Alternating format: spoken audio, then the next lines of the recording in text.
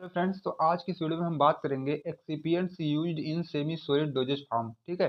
जैसा कि semi solid doses form सभी को पता होगा और वह कैसे बनता है, उसमें कौन से एपीआई एंड एक्सिपिएंट यूज होते हैं। आज हम इसमें से स्पेसिफिक बात करेंगे एक्सिपिएंट की। ठीक है। कौन सा आप एक्सिपिएंट यूज करते हो अपने सेमी सॉलिड डोजेज फॉर्म बनाने के लिए। जैसा कि मैं आपको सिलेबस से इंट्रो करा दूं, तो यह आपको पढ़ना है फार्मास्यूटिक्स में, जो कि आपके बी फॉर्म फर्स्ट सेम में पढ़ना होता है। ये हमारा है यूनिट नंबर 5 का। यहाँ पे टॉपिक आपको दिख रही होगी, excipient use in semi solid doses form. इससे पहले से जितने लेक्चर थे ऑलरेडी चैनल पर अपलोड है। इसकी मैं प्लेलिस्ट भी बनाया हूँ, डिस्क्रिप्शन बॉक्स में उसका लिंक मैं दिया हूँ, आप वहाँ से चेकआउट कर सकते हैं। इससे पहले देखो क्या था, preparation of ointment, paste, cream and gels. ठीक है। ये लेक्चर अभी मैं नहीं अपलोड किया हूँ, इसलिए नहीं अपलोड किया क्योंकि इससे पहले हमें ये पढ़ लेना होता है कि कौन से मतलब एक्सिपिएंट यूज होते हैं इसको बनाने में। तो सबसे पहले हम एक्सिपिएंट पे अपना इंट्रो ले लेते हैं, तब इसको हम बनाने का प्रोसेस पूरा आगे देखेंगे। ठीक है, नेक्स्ट वाले लेक्चर में। तो इस लेक्चर में देखो एक्सिपिएंट क्या होता है। एक्सिपिएंट तो सभी को पता ही होगा। इसके पहले हम लोग क्या है, अपना कोई भी ड्रग लेते थे, उसमें क्या एक हमारा मेन जो होता था एपीआई और एक हमारा होता था एक्सिपिएंट। तब दोनों को ऐड करके कोई हमारी मेडिसिन बनती थी।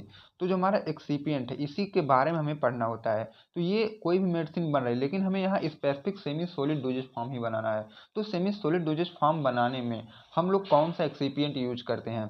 अगर देखो एक्सिपिएंट आप लिक्विड यूज कर रहे हो, तो जो आपका डोजेज फॉर्म है वह लिक्विड डोजेज फॉर्म बन रहा है। ठीक है। अगर एक्सिपिएंट आप सॉलिड यूज कर रहे हो, तो आपका जो डोजेज फॉर्म होता है वह सॉलिड डोजेज फॉर्म होगा। लेकिन देखो सेमी सॉलिड डोजेज फॉर्म में क्या होता है, हमारा एक्सिपिएंट कौन सा हम यूज करते हैं। तो सबसे पहले देखो, these are those excipient which are used in formulation of semi solid doses form. ये ऐसे एक्सिपिएंट होते हैं जो कि सेमी सॉलिड डोजेज फॉर्म बनाने में यूज होते हैं। अब देखो सम एक्सिपिएंट आर राइट हियर, यहाँ पे आप लोगों के लिए कुछ एक्सिपिएंट मैंने लिख के लाया हूँ। अब देखो सबसे पहला जो आपका होता है सेमी सॉलिड बेसेज। ठीक है। तो सेमी सॉलिड बेसेज सबसे पहले हम देख लें, these are important excipient in which API and other excipient are mix.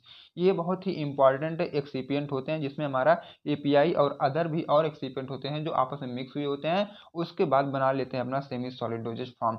It's mainly responsible for release and penetration of drug. और ये हमारे क्रीम मतलब सेमी सॉलिड डोजेज फॉर्म में क्यों होते हैं, इनका जो मेन एक्शन होता है वह रिलीज और पेनिट्रेशन करवाने के लिए होता है। जैसे आप स्किन पे, स्किन ये आपकी है, इस पे हम लोग क्या है क्रीम कोई लगा रहे हैं, तो इसका जो मेन काम होगा सेमी सॉलिड बेसिस का, ये क्या करेगा, इजिली यहाँ पे रिलीज करवाएगा मेडिसिन या ड्रग को। और उसके बाद इसमें क्या होता है, जो मतलब ये पेनिट्रेट करने की पावर है ये थोड़ी सी बढ़ा देगा। बस यही है। उसके बाद हम देखते हैं अपना बफर्स में। बफर्स हमारा क्या होता है, दीज आर दो substance which mainly use to resist या prevent the change of pH. जैसे कि आप कोई क्रीम वगैरह बना के रखे हैं, सेमी सॉलिड डोजेज फॉर्म की जितनी मेडिसिन आती हैं आप कोई भी बना के रखे हो, तो क्या है उस समय जब आप बनाए तो उसका पीएच आप 4 किए हो। ठीक है। लेकिन कुछ देर बाद आप देख रहे हो, 1 महीना 3-4 महीने बाद उसका पीएच जो है बढ़ के 5 हो जाता है। तो हमें ऐसा नहीं होना है ना। ऐसा अगर होगा तो क्या है, दवा हमारे मतलब जो भी बॉडी में एक्शन लेना होता है वह नहीं लेगी।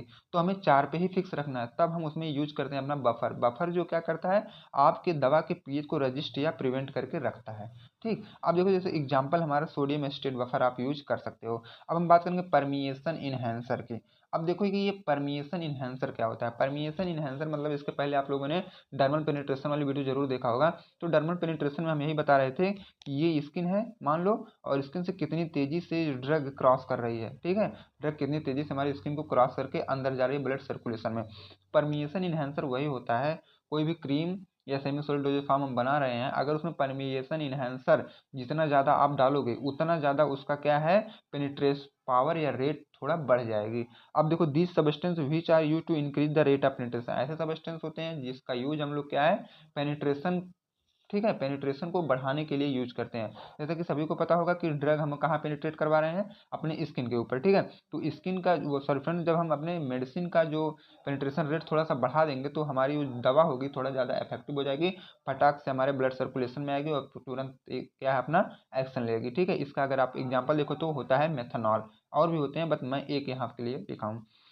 अब देखो बेसिकली हमारा व्हीकल क्या होता है, व्हीकल मतलब होता है वाहक। दीज आर दो substance which are use in type of solvent. अब सॉल्वेंट सभी को पता होगा कि सॉल्वेंट क्या होता है। जैसे सॉल्वेंट और सॉल्यूट मिला के हमारा बनता है सोल्यूशन, और सॉल्वेंट जो है हमारे सोल्यूशन में ये ज़्यादा अमाउंट में रहते हैं। तो दीज आर दो substance which are use in type of solvent. और जो व्हीकल हमारा होता है ये सॉल्वेंट के टाइप से यूज होता है हमारे किसी भी प्रिपरेशन में। जैसे कि वाटर आपका है एक मतलब यूनिवर्सल सॉल्वेंट ही होता है, और इथेनॉल भी और फिनॉल भी, ये सब हमारे क्या होते हैं, व्हीकल्स, और जिसे आप सॉल्वेंट भी बोल सकते हैं। ठीक है।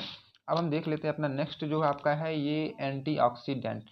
अब देखते हैं हमारा जो एंटीऑक्सीडेंट होता है ये ऐसे सब्सटेंस होते हैं जो कि यूज होते हैं हमारे ऑक्सीडेशन को रोकने के लिए। जैसे कोई भी दवा बना के रख रहे हो, अगर वह ऑक्सीजन के कांटेक्ट में आके और वह खराब हो रही है तो हम लोग उसमें ऐड करते हैं एंटीऑक्सीडेंट। एंटीऑक्सीडेंट यही चीज़ को नहीं होने देता, उसको क्या है ऑक्सीजन से कांटेक्ट में नहीं आने देगा, अगर आ भी गया तो उसे खराब नहीं होने देता है, ठीक है। जैसे कि एस्कॉर्बिक एसिड अगर आप कोई भी सब्सटेंस बना रहे हो उसमें अगर डाल देते हो तो एंटीऑक्सीडेंट मतलब ऑक्सीडेशन उसका नहीं होने देगा, और एंटीऑक्सीडेंट की प्रॉपर्टी वह अपने पूरा मेडिसिन में वह शो कराएगा। ओके फ्रेंड, अब देखो जो हमारी ये छोटी सी टॉपिक थी वो कवर हो चुकी है। अब हम नेक्स्ट में आपसे मिलेंगे तो प्रिपरेशन ऑफ सेमी सॉलिड्स। अब इसी एक्सिपिएंट का यूज करके हम लोग अपना ये जितने भी सेमी सॉलिड आपके सिलेबस में दिया गया है बनाने के लिए, ऑइंटमेंट, क्रीम, पेस्ट, जेल, ये सब है ना, तो मैं अगले लेक्चर में यही सब देख लूंगा। और इसका इवेल्युएशन करने का कैसे करना है ये सारी चीज़ें मैं नेक्स्ट वाले लेक्चर मतलब कह सकते हो तो यूनिट नंबर 5 का ये लास्ट लेक्चर होगा, और पूरे सिलेबस का ये लास्ट लेक्चर होगा जो इसके बाद आएगा। उसके बाद हम लोग की क्या है स्टैटिस्टिक्स खत्म हो जाएगी, देन हम लोग क्या है